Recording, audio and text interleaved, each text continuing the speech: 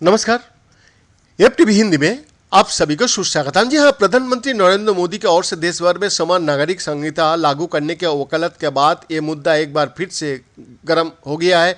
भोपाल में पीएम की ओर से की गई टिप्पणियों के कुछ घंटे के बाद all India Muslim personal law board ने इमरजेंसी बैठक की।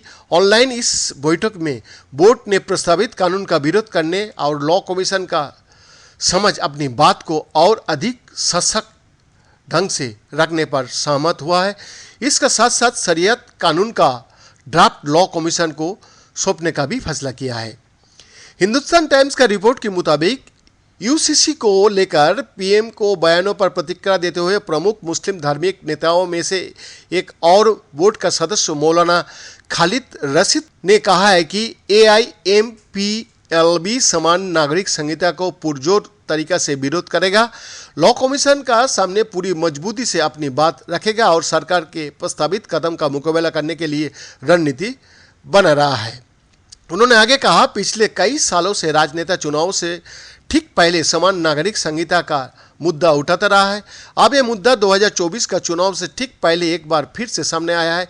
यूसीसी न केवल मुसलमानों को बल्कि देश में रह रहे हर धर्म का साथ साथ अल्पसंख्यकों को भी प्रभावित करेगा। भारत एक ऐसा देश है जहां पर हर 100 किलोमीटर पर भाषा बदल जाती है, तो फिर ऐसे में सभी समुदाय के लिए एक समान कानून कैसे बन सकता है।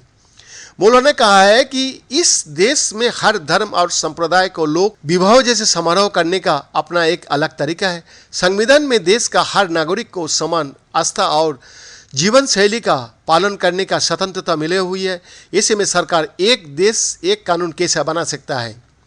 ऑनलाइन हुए इस बैठक में बोर्ड का अध्यक्ष Saifullah Rahmani, Islamic centre of India के अध्यक्ष और बोर्ड का सदस्य मौलाना खालिद रशीद फरंगी पहली और AIMPLB का वकील शामिल हुए थे।